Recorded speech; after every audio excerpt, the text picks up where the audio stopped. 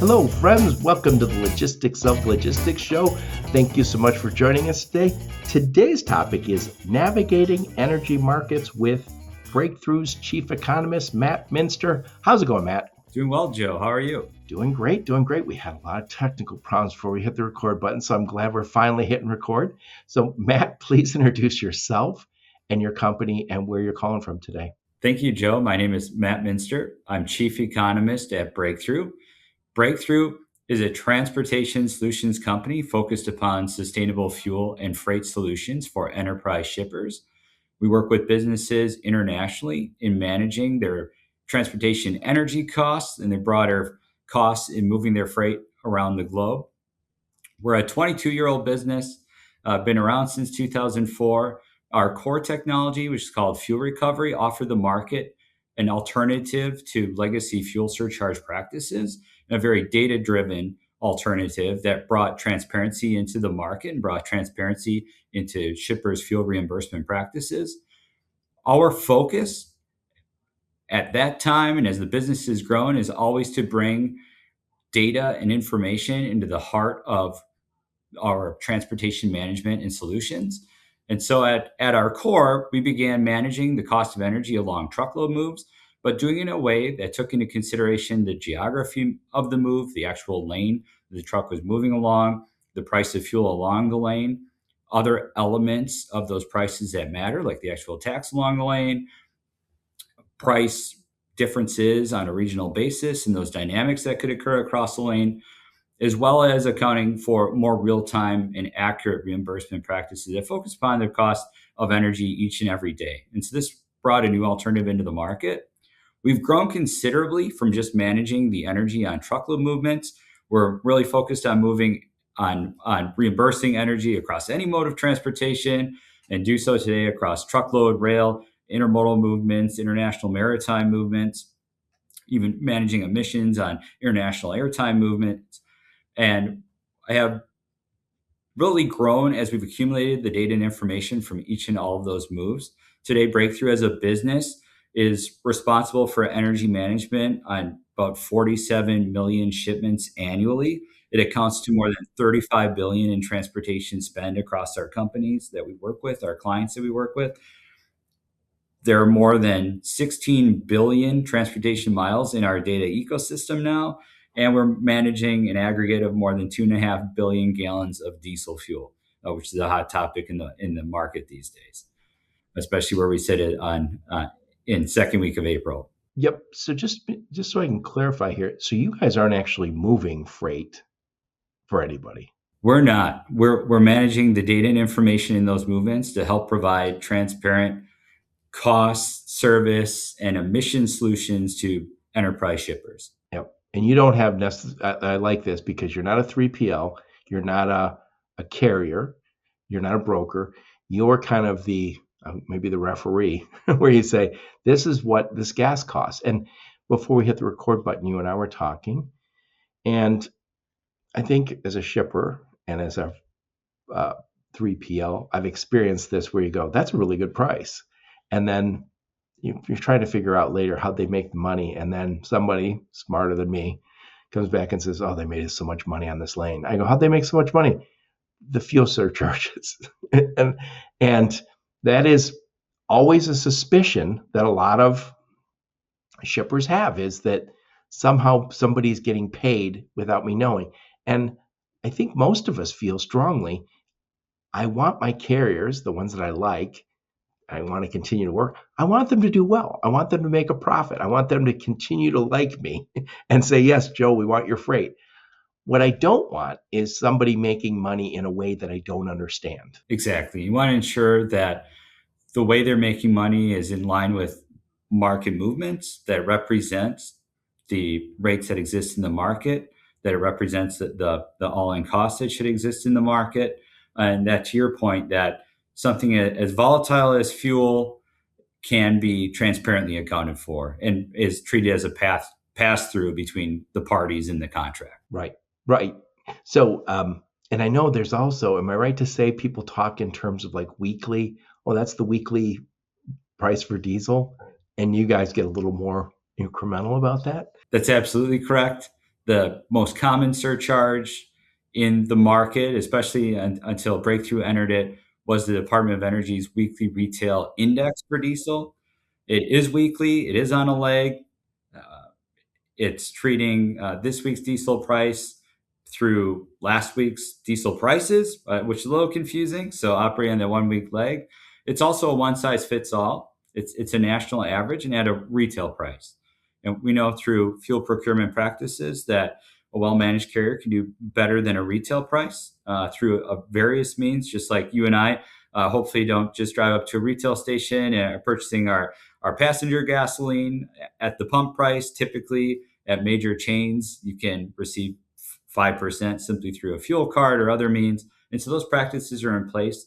They're very proliferant, especially in commercial transportation, and just the actual market cost that's present, not only for the truckload market, but for any international mode of freight transportation. Yeah. So in theory, I could, so let's just say I'm the carrier and you're a shipper, and I say to you, "Hey, Matt, I'm a square operator. This is what the DOE says to use. This is what we're using." And you go, "Yeah, Joe's a straight shooter." What Joe didn't tell you was that I'm buying at a great discount to that. And you just go, "Well, that's just part of the way the business works." And I'm all for, I'm not saying you want to necessarily take the money away from me. You just want to know how I'm compensated. Correct. It's about having that transparency in the market, transparency in those transactions. Yeah, yeah, yeah. So who are your customers and what problem are you solving for your customers? Our customers are large enterprise shippers, usually with over a billion in revenue, tends to be the footprint, something along the lines of a Fortune 500 footprint internationally. The problem we're solving for them are creating and bringing sustainable fuel and freight solutions into their network. And what we've done as our company's grown, our data and visibility to data has grown, it is much more than simply energy management. It's really a holistic approach to ensure that transportation strategies are durable in any market, and that whether it's being executed from a procurement standpoint, operations standpoint, that data and information and transparency we're able to create with our data can be used as an asset for those shippers to make great decisions through any market cycle. And so the problem that we're solving is bringing transparency, data, and insights into all of those different decisions that need to be made, whether by procurement or transportation ops professionals, in the interest of enabling them to consistently make positive decisions and change for their transportation supply chains. Yep. And by the way, we are talking today, April 13th. Uh, the U.S. is now going to blockade the Strait of Hormuz. Now, that doesn't mean all stuff isn't going to get through. Some stuff's getting through. No Iranian stuff's going through. And at the same time, and again, you guys know this, I don't. I just see the news. Supposedly, we're going to open up some other, strategic reserves could be opened up. I heard the U.S. is able to fill the gap. But for the average shipper who's saying, I'm not an economist like Matt, I don't have insights on, I don't have a crystal ball. I don't know what I should be paying. I don't even want to worry about it. I want somebody to bring that in for me.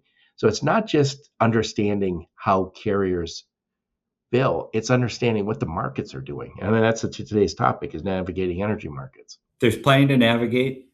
Calendar year 2026 is not the market that we expected it would be, especially for transportation energy costs. Coming into this year, we thought the more pronounced point of interest, and it still very much is, would be line haul rates and freight rates as we entered a new cycle. We had upward pressured in calendar year 2025 across truckload line haul rates, especially in the spot market, that persisted in the beginning of this year. And we were expecting that was going to be a topic of conversation, especially the availability of trucks in North America. However, shocks do happen. And you had mentioned shippers wishing they had a crystal ball. You can add me to that list. Certainly wasn't expecting a supply shock of this magnitude in calendar year 2026. Just as I had not expected, or we had not, our research and economics team had not expected this kind of a shock back in 2022 with different set of geopolitical circumstances. but it's the market we find ourselves in. We think about unpacking the shock for shippers. The first among several reactions is really trying to grasp, okay, what's the magnitude of this shock? What kind of duration might it have? And ultimately, what's the impact it brings to our budget for calendar year 2026, when we were likely thinking our domestic diesel price per gallon, for example, among many other energy types that are impacted, but our domestic diesel truckload price per gallon could have ranged between $3 and $3.50 on a national average. It can vary significantly regionally, but say that was the expectation on a national average. Well, now in national average terms, we're looking at diesel gallons that are near $5 a gallon at the wholesale level nationally, approaching $5.50 or more at a retail level nationally. Regionally, state of California and the West Coast has seen diesel well over $7 per gallon. Other regional markets are catching up in a way. The coast had it worse first in the month of March, and centrally plain states and the upper Midwest are seeing their diesel prices catch up to that. Internationally, it's had a pronounced impact in the market. So there's really no getting around the fact that although we have great domestic energy supplies, it's an international energy supply shock. It's an international energy crisis. And so internationally, freight transportation costs, especially the energy that's moving networks, have significantly become a factor in a year at which we thought we might have a very well supplied market and this be a non issue. I will say this though, nobody has a crystal ball, even Matt Muenster. But you guys, when that shock happens, you've dealt with this year in, month out for a long time, so you know how to look at it and you know what to expect from it. It's not like you're can forecast it without information, but you guys have that information. Anyway, we'll come back to all this in a minute. First, tell us a little bit about you, Matt. Where'd you grow up? Where'd you go to school? Some career highlights before you joined the mothership Breakthrough. Yeah, happy to. I grew up in the small town of Waupaca, Wisconsin, in central Wisconsin. I went to school. My undergraduate degree was in communication at a small college called St. Norbert College in northeastern Wisconsin. So Where my niece didn't went. move too far from home. Yeah, it's excellent. I learned that talking with you ahead of today's podcast. So wonderful, small school, very personal, small class sizes. It was all something that attracted me to it.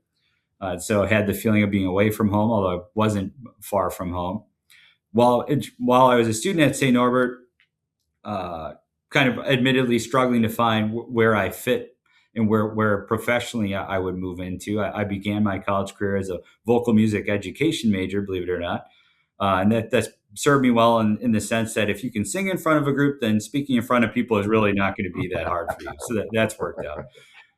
But finished with an undergraduate communication degree, but all along as I was taking journalism courses and whatnot, this is happening between 2007, 2009. It was the financial crisis. And so I was just immersing myself in the news of the day, fascinated by what was going on in the financial world, fascinated about what was happening regionally and personally to people around me based on the financial crisis, and ultimately knew that I needed to get back to school and study economics.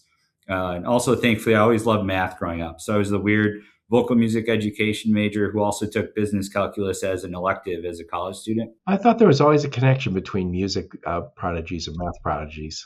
I'm the father of a 7-year-old and a 9-year-old, and I'm seeing that connection come to fruition again. They love math, love music. And so it's really cool to relive that experience that I had growing up through them. But I knew after my undergraduate, I need to get back and study economics. So I took some additional classes, then received my master's degree from Bowling Green State in Ohio. Oh, nice. I was engaged at the time, needed to find a way back to the state of Wisconsin. My first gig was in analytics for a large regional healthcare system in which I was supplying analytics to a chief medical officer. As things happen, I bumped into a friend from school, longtime acquaintance. He explained he was working for this cool startup in Green Bay, Wisconsin, which continues to be the home of Breakthrough.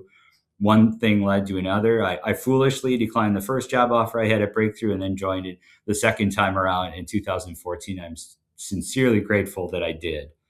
because it's been a fantastic professional and life experience. I've many good friends here and have grown significantly professionally up through analytics like roles into the time that breakthrough in 2014. We had about 30 clients or so.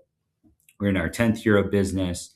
But as the business base grew, as we moved into more of a any mindset, any mode of transportation, any energy type, any geography that we wanted to be able to manage for enterprise shippers, suddenly different opportunities emerged in the company, and ultimately we're looking for someone and eventually a team to offer insights to shippers, help them manage the energy market, transportation energy, and then more broadly, as we've added a host of data and information and insights into our data ecosystem, an opportunity to work across freight transportation networks internationally and be able to comment on more than just energy, but ultimately supply demand fundamentals, line haul rates across markets and across modes of transportation. So it's been a super rewarding experience. I've been with the company, it'll be 12 years in July, and I've sincerely appreciated the professional growth I've experienced here, and been a wonderful experience to work with really what was more of a startup at the time to see it mature. We're now wholly owned by US Venture, our parent company, and they're also involved with the distribution of refined products nationally at about 200 different fuel terminals, which provides us with a host of insights, as well as a major player in the replacement tire space. And so there's a lot of synergies across the business. We're focused on mobility products and the data and information that move them. Yep. Well, you guys got into the data business right about the right time. I've said this every once in a while regarding the transportation logistics business. 20 years ago, somebody would just said, "Get me a truck. I need a truck to take my stuff from point A to B. Help me." And then at some point it became, "Hey, I need a truck still, but I also need technology. I need you to be able to track that for me. I need you to be able to plug into my systems. I might use your TMS." There's a whole bunch of technology that now I expect comes along with the ride. And now I feel like it's get me a truck, bring me technology, and give me data. Prove it. Prove what you're saying is true. Show me the future using data. I feel like it's not quite table stakes, but it's getting there. Am I right to say that? I think you're right to say that. We've never had more data and information at our fingertips. Accurate data and information is critical to the execution of supply chains as well as the execution in the future of supply chains. We're all leaning hard into artificial intelligence models and agents, and those models and agents are only effective if the underlying data and information is clean. Clean is a big challenge, and accurate. And so you're absolutely right that these are table stakes. These the data and information are. Well, for the biggest shippers who I think you're working with, and you said you're working with billion-dollar companies. So if you billion-dollar company, if they're in transportation, if their transportation spend could easily be 50, $100 million a year, enough that it makes sense to get companies like Breakthrough involved because the little pieces turn into millions of dollars when you've got that kind of spend. Yep, absolutely. So I got a few bullet points or agenda items, so to speak, that I would like to talk to you about. The one biggie, and you guys came up with a cool thing here. It's straight talk, but straight is, like the Strait of Hormuz. So talk about what's going on in the Strait of Hormuz and how that impacts not only the overall economy, but how it impacts the fuel that we're using to move stuff around. Happy to. This has been a point of frequent discussion, nonstop discussion in the last several weeks. Unfortunately, I think it'll continue to be that way for some time as it's really evolved into the point of being an international energy crisis with a significant supply shock. But in terms of unpacking it and its impact on broader economies, it really starts with energy because it's such a critical choke point when it comes to the Middle East and all the energy infrastructure and flows that exist there. There are a number of profoundly impactful international suppliers, not just crude oil, but natural gas, whether it's Saudi Arabia, the United Arab Emirates, Iran in its own part is a significant oil and gas producer.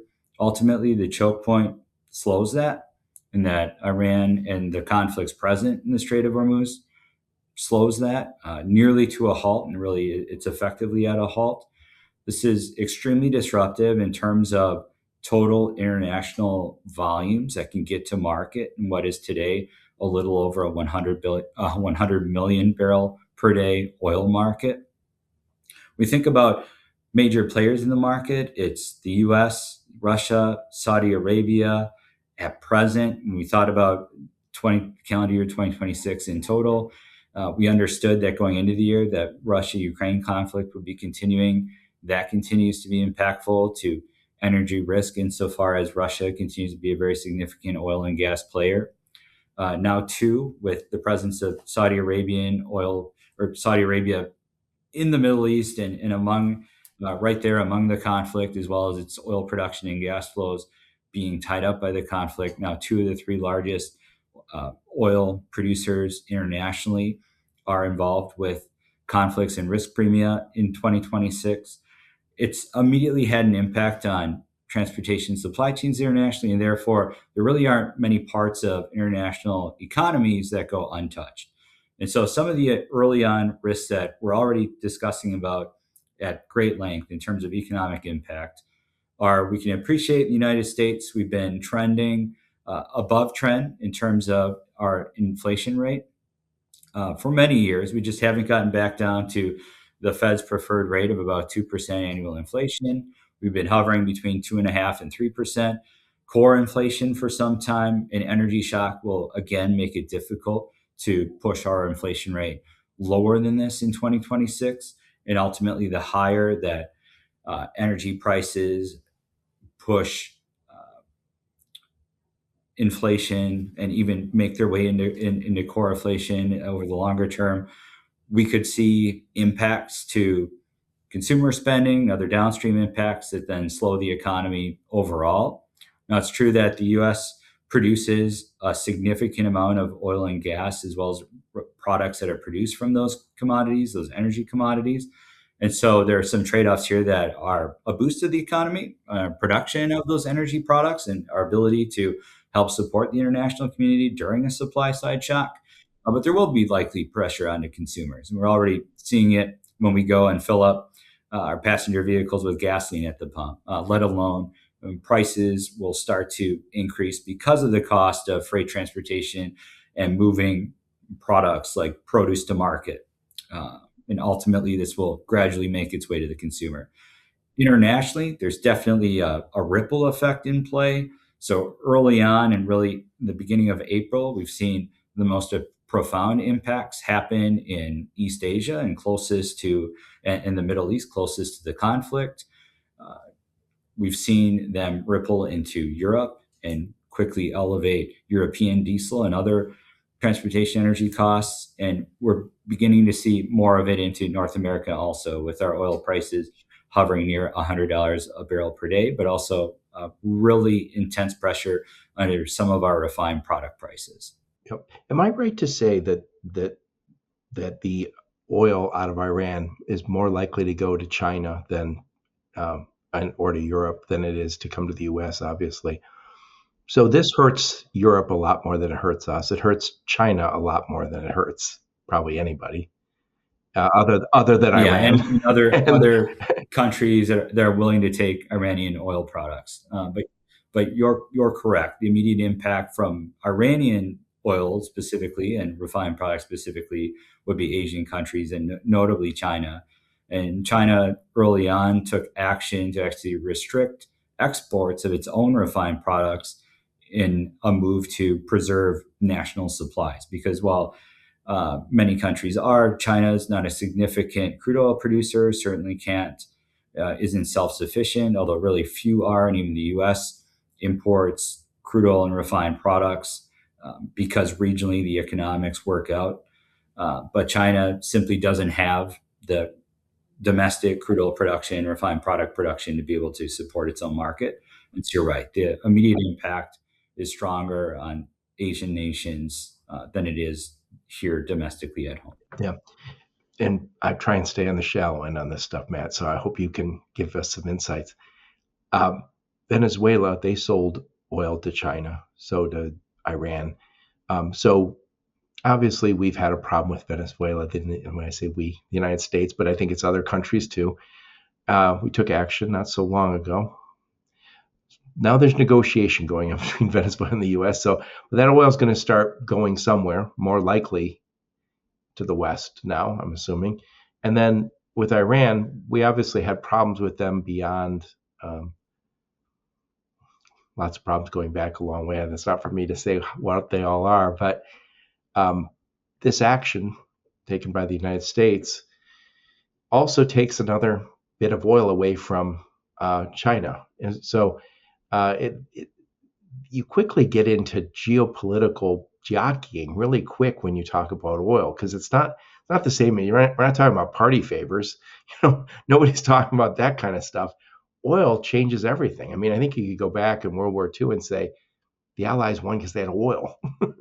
Oil is a significant factor in geopolitical relationships, has been for a long time. We're also shifting and have shifted into kind of the arena where critical minerals are of a similar nature. We've had these conversations for semiconductors. Do you guys keep an eye on the critical minerals too? They're less of a dramatic impact onto the flow of goods from a transportation perspective. So far less, insofar as we just don't have as many electric trucks moving goods in North America, for example, as diesel powered vehicles. And so it just is a far less portion of mind share for our clients, especially when it comes to their budget. And so then therefore we haven't put as much focus onto it. We're really focused on what's really present in the market today, right? Not to say we're not thinking about the impact of electricity in our North American and international freight transportation ecosystem, which it does and will have a very. You guys will evolve as electric and as compressed natural gas or liquid natural gas or all that stuff becomes more important. You'll track it for us. So what's interesting about this is nobody knows what's happening in that, but you can get some insights from Breakthrough that you're not going to read from the newspaper. You're not going to see on YouTube or online. And I think that's one of the reasons we have you guys, not just to say, hey, we'll show you where there's money to be saved, but also we can advise you on what's happening in the market ahead of time. So I can't change anything in the Middle East. I can't change anything in the oil markets, but I can shift my sail a little bit to hopefully get a little bit of wind at my back. We certainly want to arm our clients, other stakeholders in the broader freight transportation marketplace with insights that they can execute with. And so you use the word advisor. Coincidentally, we've used the word advisor to describe publications, actually the name of publications that we've shared with clients for 15 years now. After being encouraged to start forecasting diesel somewhere back around 2010 and probably the price spike that followed with the financial crisis. We've since expanded. We forecast diesel prices and other energy prices globally. So we have different publications that go out across markets in North America, US, Canada, Mexico, in Europe, internationally for bunker fuels. They're also low sulfur products. And so they experience some of this really intense price volatility and upward price pressure that diesel is experiencing now. Also manage freight more holistically in terms of the cost of those movements. And that's what is also covered within these publications. We have a freight advisor to really dig into line haul rate dynamics and how different parts of the United States are responding to different pressures. And so you use a freight advisor. Is that available for everybody, even non-customers? So we've shared it with clients for 15 years as we've grown that publication out. Preserved it for shippers, but we have a knowledge hub on our website.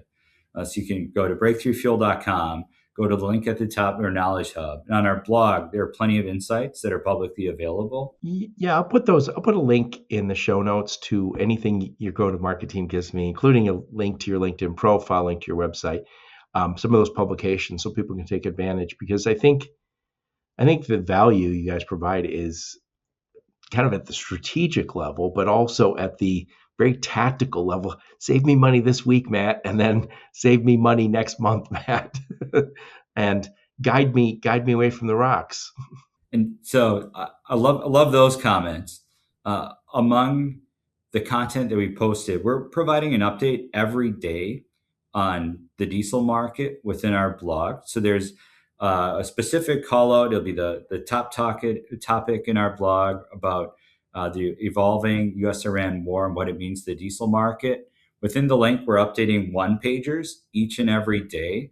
And so if I'm going to help a shipper, a carrier, someone avoid rocks out in the market right now, I think one of the most common talking points that we're helping to kind of coach industry players through right now is to move on from a point in time in which you're paying so much attention to the price of crude oil, because we're forgetting that the final price of diesel isn't just based on the price of crude oil. It has its own unique product premium. And we've got to think about our forecasting, our budgeting in line with the kind of price pressure that diesel's experienced, not just crude oil. Crude oil is the headline. It's going to always be present in the headline. But when we're trying to be accurate, when we're trying to wrap our arms around budget impacts, it's each and every specific energy type. We can drill in. We've got the data and information. We can really drill in and get much more specific than just a crude oil. Right.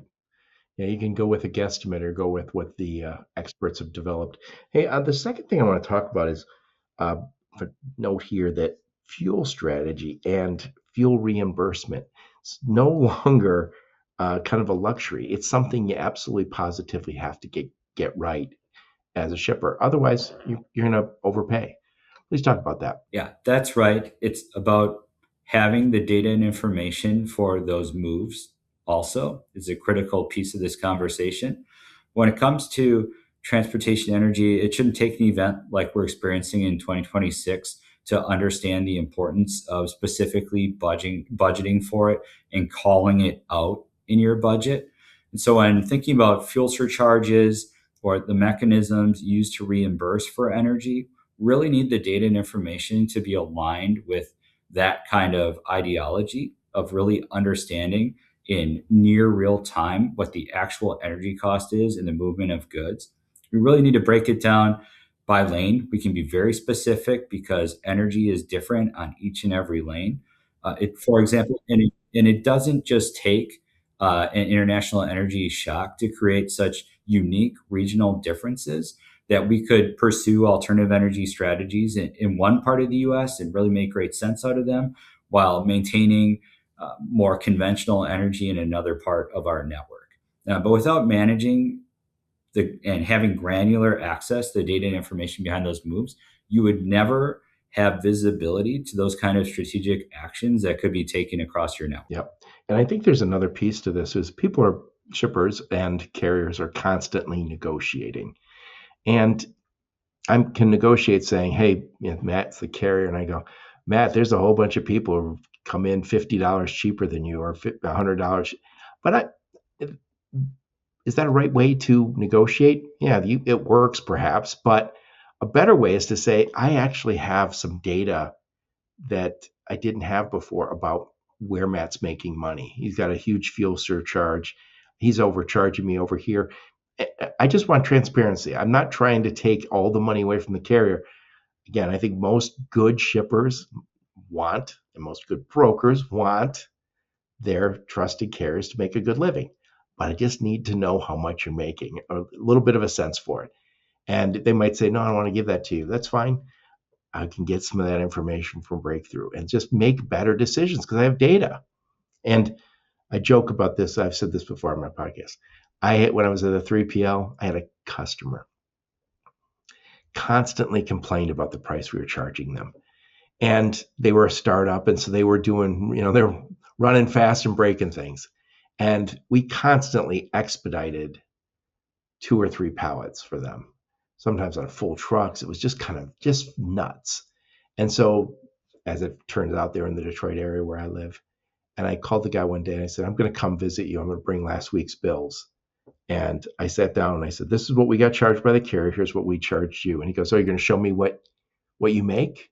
Because I think you're ripping us off. I go, well, let's go through them. And as we went through them, and he goes, oh, we made $300 here. I go, keep going, keep going. He's like, all right, you lost money on this one. That's because you didn't get a good truck. Because you exported at the last minute. Anyway, I kind of joked with him, but it was the truth. Can you handle transparency? I'm giving you full transparency of what we made. Can you handle it? And most people go, yeah, I get it. You're in business. I want you to make money. But transparency is coming. It's coming for all of us. So you either work within those constraints or don't work with everybody. Yes, we're enamored. Stepping off my soapbox. But to your point, we're enamored by data. We're enamored by visibility. I think we're becoming enamored by transparency. We've helped bring that to the market. I do think the best relationships are open and honest between shippers and carrier partners. And shippers do try to grasp where are cost pressures coming from for their carrier partners, and let's have real conversations about the cost of labor that we're aware is happening in the market, the cost of equipment that we're aware is happening in the market. It's simply about having transparency to these items and not leaving anything buried in the interest of having a open, honest, and data-driven relationship. Yep. And by the way, I've got some notes here. There's some other stuff that you guys do within that same area: sustainability, alternative energy adoption. So I'm supposed to talk to some guys who do, I think, LNG and CNG. As that becomes more and more, maybe that's a cost savings. Maybe that's something you do for sustainability purposes. Breakthrough can help me understand those economics. So maybe you go, hey, I just learned from mighty Matt Muenster that I can save some money and be more sustainable switching to blank. Time to talk to some different carriers, or maybe time to ask my carriers, can you help me with this? When you just dropped mighty Matt Muenster, I kind of had a flash to a large, or maybe not so large, but a muscular mouse superhero that I think was Mighty Mac or something like that. And just kind of pictured my head on it. But thanks. That's a first. When you talk about those dynamic, well, when we're talking about other opportunities like sustainability, for example, you raise a good point. There's opportunities to think about them in cost savings. Even before we had an energy shock, like I mentioned, there's opportunities to do that on a regional basis as well as internationally, trying to understand the impact of transportation networks like the European Union's emissions trading system and its ultimately ramp over the last several years in terms of adding additional carbon costs onto maritime voyages, whether remaining kind of intra-European Union economic area or international movements to and from Europe. Inbound, outbound, there's an impact, and ultimately we want to bring transparency to what those costs are and not leaving it buried as a separate accessorial or additional charge that isn't that shippers aren't aware of. We really have worked to bring transparency to policy changes in different markets, but it doesn't even take that to bring sustainability into a network. It can be the focus upon a corporate goal in reducing emissions. There are opportunities for cost savings, but we can also think of sustainability as an opportunity for risk management and risk mitigation in a major way. So when you think about the North American inland distribution market, in particular, we're very much focused on diesel to operate our trucks and trains in North America. It's the overwhelming majority of the market. Natural gas, on the other hand, is a very stable commodity price. I realize we have a pretty small base of equipment. There are hundreds of stations around the country, so supply can be there if you wanted to. We do believe it's growing, that there is more momentum for it, especially through renewable natural gas that can have a significantly lower carbon footprint than conventional energy. And we have the infrastructure to accommodate it. There have been more equipment and really advanced technologies that have come onto the market, like Cummins 15-liter engine, for example. That runs on both diesel and natural gas, right? And they've built their engines in a way in which they're modified for different fuel technology, and so they have a diesel engine, a gas engine. I think the intention, if they don't have it already, is to have a hydrogen engine. But the natural gas engines gained a lot of traction. I'm sure they'll hear about it, the Alternative Clean Technologies Expo coming up. So the biggest shippers out there, and that's who I think you're working with, billion-dollar companies, they almost across the board, and people sometimes think this is because of this administration or this governmental administration. Regardless, they have sustainability goals because consumers want to buy from companies that are sustainable. And I've always said that we should be moving towards it. And you can't kind of create that, oh, we're a sustainable carrier, we're a sustainable shipper, unless you take the first step. And I believe the first step is just adding one column to your KPI. So we're always going to track on-time performance. We're going to track damage. There's going to be some sort of cost measure. I like to measure billing accuracy. I hate inaccurate bills. And then add one for KPI just for sustainability. And in this case, if you guys can help me with not only the fuel cost, but also what we think miles per gallon on that truck was, now all of a sudden I can have some measure of carbon. And I guarantee any major shipper in the world, when they show the boss, oh, we're also measuring something for sustainability, they're going to be happy. And I always say, it doesn't have to start off being 100%. Like this is 100% accurate. This is directionally correct, 80, 90% accurate. Let's go. I believe that's where everybody should be moving. And that's where we're taking enterprise shippers. We have a platform that hosts all of our solutions. It's called Felix. And one of the functionalities within our Felix platform is providing emissions baselines and a scenario planning tool for clients so that they can see how different initiatives help chip away at their emissions over time. So if they're aiming for a 30% emission reduction by 2030, they can precisely plan out how they're going to get there and share with their internal stakeholders how they're going to get there from their freight transportation network. Your comment about carriers and working with more efficient trucking companies is really well taken. Often, shippers are already well on their sustainability journey. They just haven't taken credit for it. So one particular option that comes to mind is determining which carriers among your base are part of the EPA SmartWay program. Yeah, that's a easy first step. Yeah, and we have really efficient tools to help account for and take credit, as well as arrange relationships for shippers with those carriers within our advanced carrier search functionality.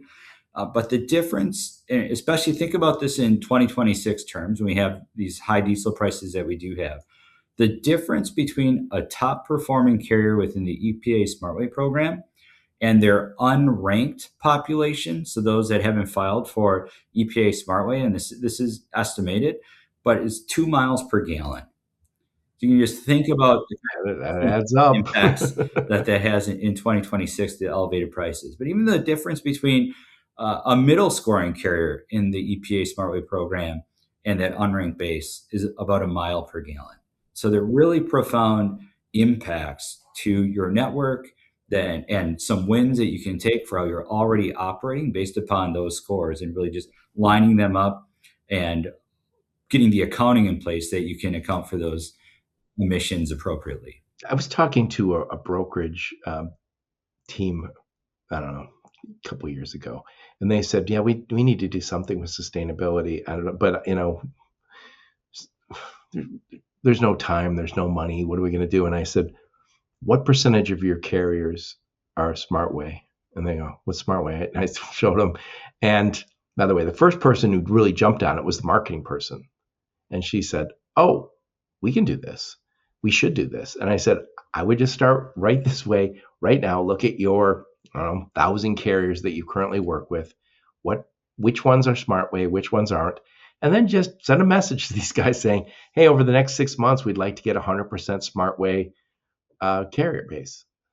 Is that possible? Can you help us move? And I don't think there's any cost for carriers to join this, is there? I don't know with 100% confidence. I'm not sure if there's an application fee.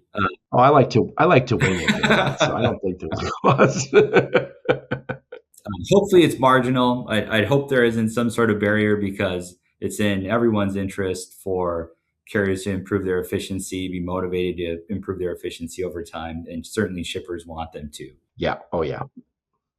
So next thing I want to talk about is, we've talked about the economic, the global economic impact from all the oil problem we're having. But it really comes down to this: what's the impact on the market? So can you give that to me week to week and or day to day? How if I'm working with you guys, what information am I getting this morning that helps me do better on my lanes? We need to unnumb the numbers. There are a lot of numbers out in the market. It's really making sense of how much first does a change in a barrel of oil by $1 impact my transportation network. And that, when it comes down to the cost of diesel, is about 2.5 cents. So every time that the price of a barrel of oil increases by $1 or decreases by $1, it's impacting underlying diesel costs by about 2.5 cents, just as it's impacting other refined products and your costs to moving trailers and containers internationally. And so we think about forecasting, providing budget guidance, really want to break things down. So you have oil moves. You also have individual energy product moves out in the market. Diesel has what we call a refining premium or refining crack. So this is the premium for diesel or other products in excess of what the input cost of a barrel of oil was at a refinery. Ultimately, every time those cracks or premium move or discounts, there's some circumstance where they're discounts, but every time they move by $1, that's a 2.5 cent change. And so we can model out the change in energy over time based upon that cost buildup and ultimately bring the fuel cost impact into transportation networks.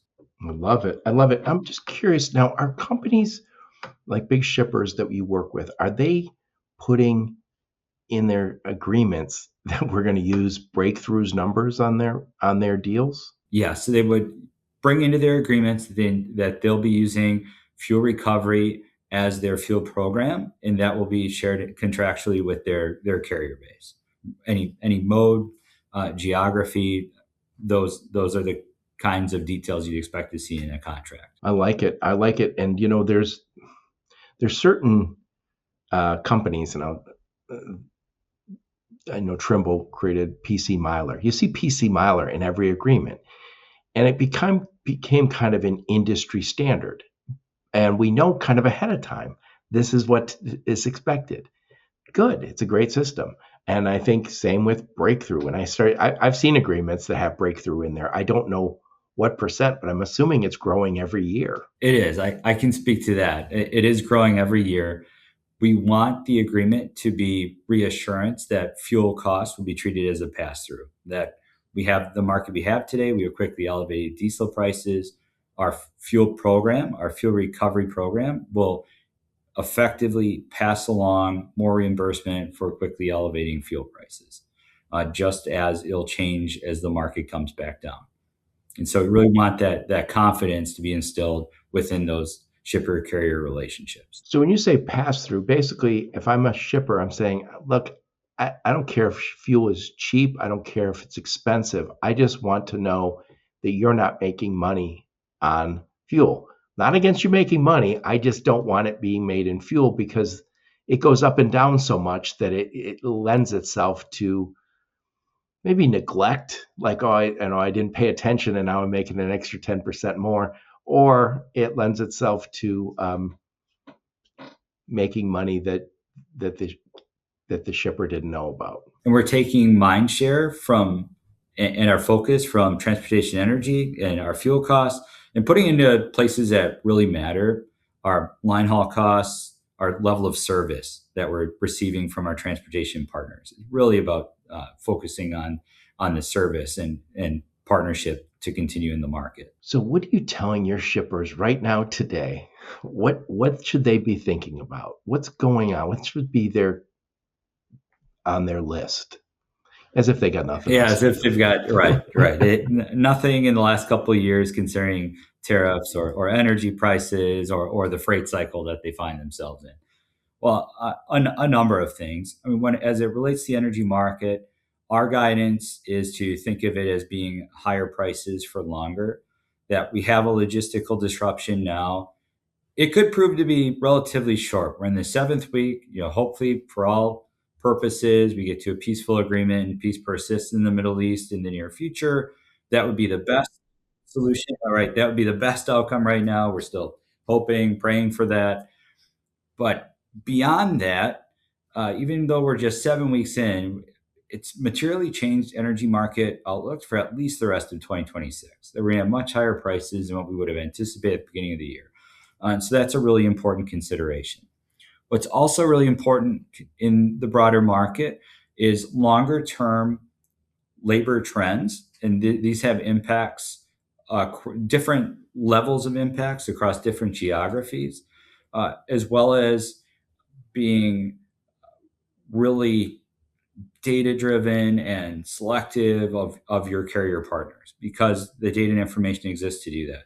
So, as one example, we hear talk from time to time in the US that we have a truck driver labor shortage, and there are varying perspectives on it.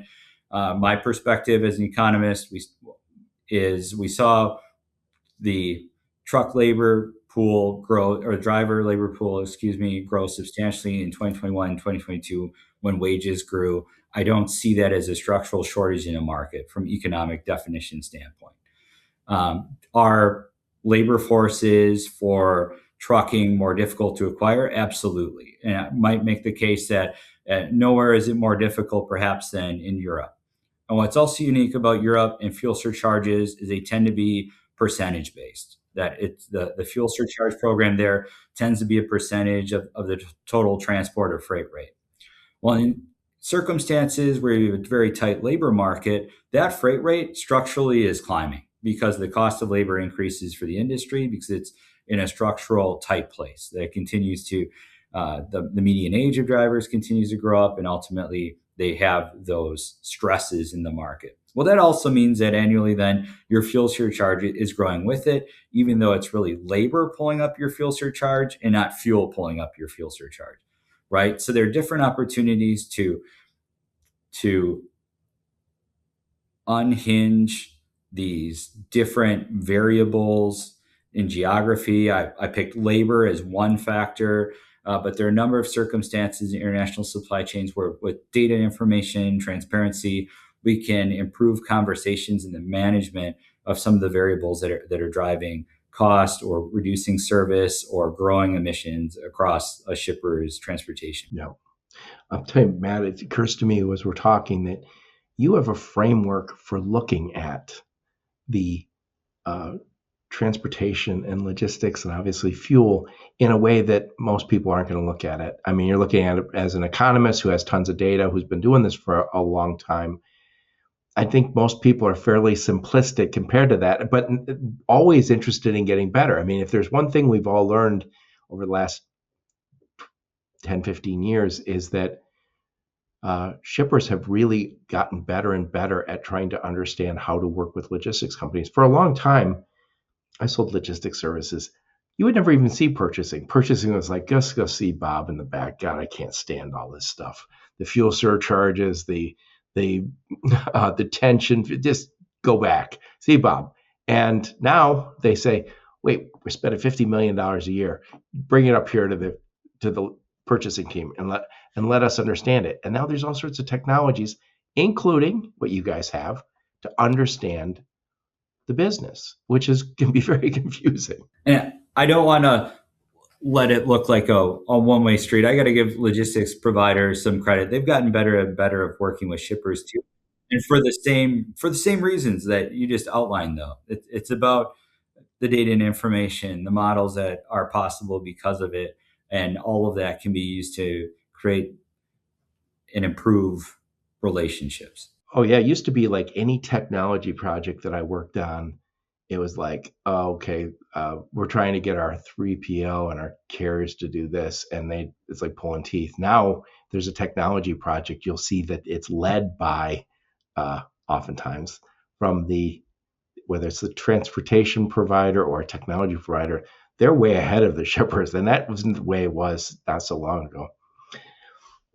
Anyway, I'm going to summarize what we talked about. Well, first off, before I summarize, I want to understand something. If somebody's listening today and they say, hey, Mighty Matt, tell me how I can work with you guys. What does it look like beyond the sales process when you start onboarding a customer? What does that look like and how long does it take? When we start onboarding a customer, we can really work to the customer's timeline, first and foremost, that our technology has enabled us to do that. And so from first conversations into uh, working our way through the sales process and implementation, we can accommodate weeks if necessary. We can really move quickly on the implementation of a shipper and their respective fuel program. Commonly can be done through RFPs and creating the consistent communication and messaging to the shipper's carrier base that they're adjusting their fuel program, although it's not necessary. And we've been able to help shippers convert their fuel programs outside of bids also. And so that we really worked hard to reduce that timeline of implementation so we can swiftly and accurately move and fairly move a shipper from legacy fuel program onto fuel recovery. Also say we're really intentional throughout that time to make the tech burden minimal for our partners, for shippers, for carriers. I want to ensure that we aren't creating a burden.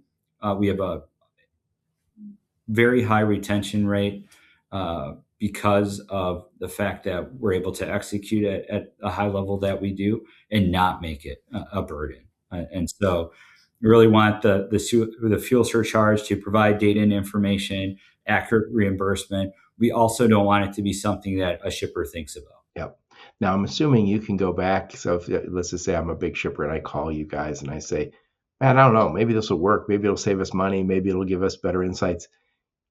Can you go back and look at my last quarter or last year and tell me what you might have helped me with? Absolutely. It's really common practice for us to ask for some historical data and information so that we can provide a very objective output to that shipper and help model out where their opportunities exist within their network. It's probably to your benefit too, because I'm assuming there's never a time when you say, oh, as it turns out, you guys are doing better without us. In some circumstances, like for example, in some markets, the breakthrough reimburses at a higher level than the prevailing fuel surcharges. For example, if you're on Department of Energy's weekly retail index, there are a number of states around the country at which Breakthrough's program would be reimbursing energy at a higher rate than that index. And so there are opportunities where if cost is exclusively the focus and you're a regionally based shipper, that could be the case where they actually on just cost are operating better. We know it's not just about cost. They don't have right. And they would be losing out on data and information to execute and think about things differently to really improve and enhance their strategy. But there would be opportunities where that could be the case. Yep. And you mentioned technology. So I know you guys have your own, say, technology platform that your customers can go in and look at your information. But I'm assuming you also they can pull your information into their ERPs or their TMSs or wherever they want it. That's correct. Really focus on integration. We have our Felix platform as the host of our solutions and provide access seamlessly across organizations that they can access data and information, not just on their freight, transportation, energy spend, but more broadly on rate benchmarking across their truckload and intermodal moves around North America, Europe, or whatever geographies are in scope for them. Focus upon emissions. So we're calculating the emissions on each and every load immediately for shippers. And then can also add on additional layers of analysis into their emissions footprint, whether it's providing a baseline so that they can show internal stakeholders what their transportation emissions footprint looks like, as well as stacking on some of those wins going out on a time horizon and a scenario planner to help model out opportunities for them to reduce emissions over the longer term. Bringing all of this, it's really what moving on from a legacy fuel surcharge enables. When you're gathering the data and information necessary for accurate energy management along the lane, suddenly you have the opportunity to really reveal a host of different insights that enable action across the supply chain. So it doesn't just touch energy, energy is part of it, but we can aggregate line haul rates and look at total cost as well as account for emissions that in and of themselves Yeah, drive this cost. is.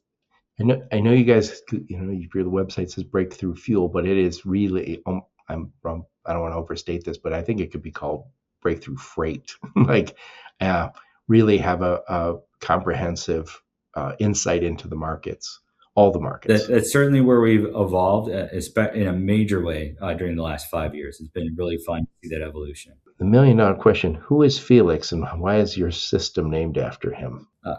Felix is an acronym.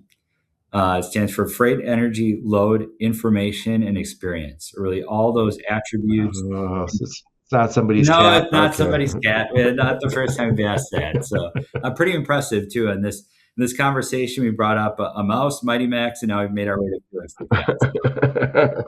Yeah, yeah, yeah. I go off the rails after a while. So, Matt, I'm going to summarize what we talked about. First off, let me say I'll make sure I put a link to your LinkedIn profile, link to your website. Uh, I'm going to put a link to SmartWay since we talked about SmartWay, and I'll talk to Catherine and your go-to-market team, and any of those publications we can get a link to.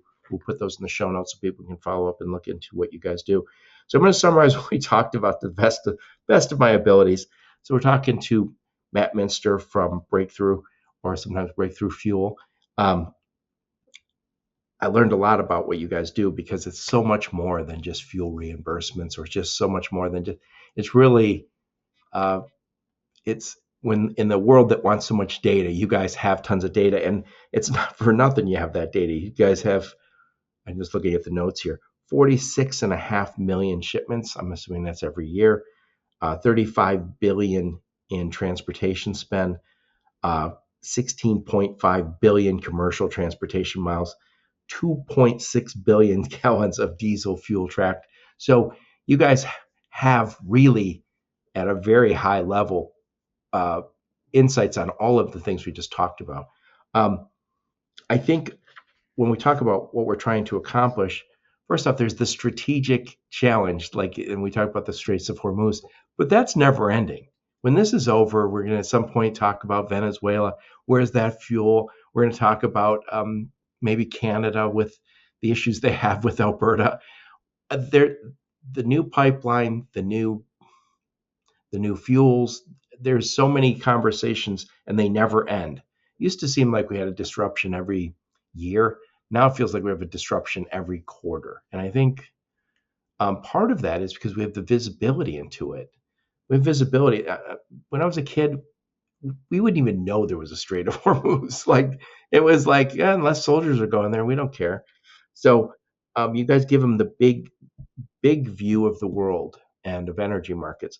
And also, getting to the very kind of, I'll say, more the micro, you guys do this freight reimbursement strategy in a way that is much more granular, much more accurate than they're going to do if they're doing it through the DOE. Also, everybody should be tracking sustainability. Talked about smart way. I think everyone should have on their KPIs one one KPI for sustainability. And I think if you're working with Breakthrough, you can start using their data to get there. You don't have to guess and say, that was a big truck. I'm going to say that big truck gets 18 miles to the gallon. I have no idea. But the expectations are there now from our customers. So if you're a big shipper, I guarantee they have sustainability goals. Uh, Next, we talked a little bit about the freight market impacts.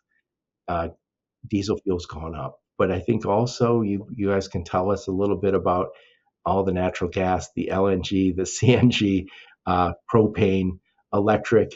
As those modes become more and more important, you guys can work with us. And also, we talked just about the precision of those rates. Uh, we want precision. We get precision everywhere else. Now we're using a market average that's based on a week, and it lags. It makes no sense. We can do better, and you should do better. Uh, Anyway, put a big old bow on this one. Final thoughts on the topic, Matt? I think you hit it in the wrap up in talking about we find ourselves in 2026 in the midst of volatility, but it's just the latest, right? And there's going to be more. We really focus a lot of our energy on durable, sustainable fuel and freight strategies, and sustainable not just in the sense of lower emissions, but sustainable strategies that can endure any market cycle. And in 2026, it's a supply side energy shock. It's also a shift in the rate market driven by the availability and supply of trucks to from a point in which truckload rates were relatively flat for a period of years to now where they're feeling upward price pressure and have seen a significant pressure in the spot market. So these markets continue to evolve. There's policy disruptions. It can be focused on decarbonization. It could be focused on the labor force. It can be regional. It can be international. But we're really focused on providing data and insights that help shippers navigate any of these circumstances and ultimately focus upon these sustainable strategies, mitigating their risk of exposure to transportation and energy prices over time, whether that's hedging through larger adoption of sustainable energy or alternative energy, or focusing on the efficiency of their network.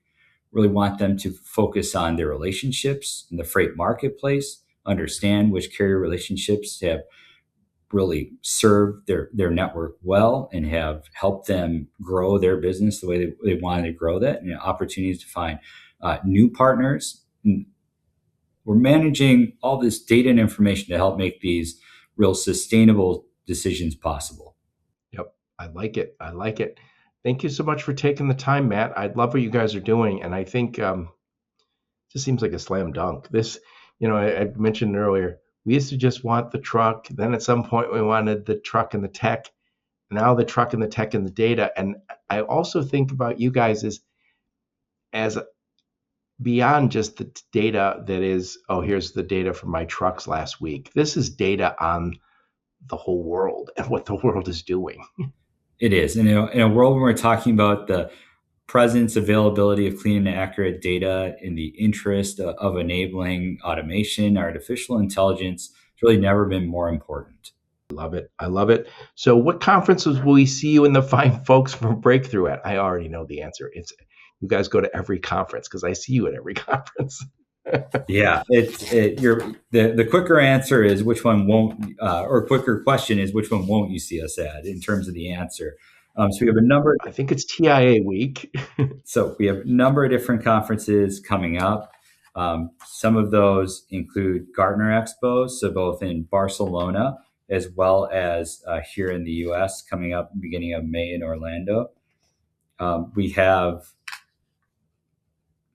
other conferences. I can't seem to find on my sheet. Here we go. Smart Freight Week. Actually, teammates are in Amsterdam this week for Smart Freight Week. The American Supply Chain Summit in Dallas toward the end of April 27th to 28th. That gets followed by the Gartner Supply Chain Symposium, May 4th to 6th in Orlando. And in fact, I'll be present at that. So I'd love to connect. If everyone listening will be present in person, happy to meet for coffee or something. And Gartner Supply Chain Symposium in Barcelona in May 18th to 20th. So if you want an excuse to get over to Europe or you're there and want to connect, we'd love to connect with you. Yeah, we should make the point. You guys work with people all over the world. And last but not least, we host our own event. It'll happen this year in Austin, Texas, the first week of August. I know it could be hot in Texas in August, but we're going to have a lot of fun. It's called our Mercury Group. You can see our website for more information on it. I'll put a link to that. I'll ask Catherine. Catherine will get me that. We'll put that in the show notes. Perfect. And it's really a curriculum created by shippers for shippers. There'll be plenty of opportunities to network with your peers, as well as to learn more from individuals like me and our research and economics team on what's the latest dynamic and event happening out in the marketplace, whether it's energy, freight, sustainability focused. I love it. I love it. Thank you so much for taking the time, Matt. I love talking to you today. Thank you so much, Joe. It's been a real treat. Thank you for having me on. You're most welcome. And thank all of you for listening to my show. Your support's very much appreciated. Until next time, onward and upward. You have been listening to the Logistics of Logistics podcast, where we engage with leaders in the logistics and supply chain community. If you like what you hear, please subscribe, hit the like button, and leave us a nice review on Apple or Spotify or wherever else you listen. Also, please check out our videos on YouTube and connect with us on LinkedIn. We're very big on LinkedIn. And you can also reach us on the logisticsoflogistics.com, our website.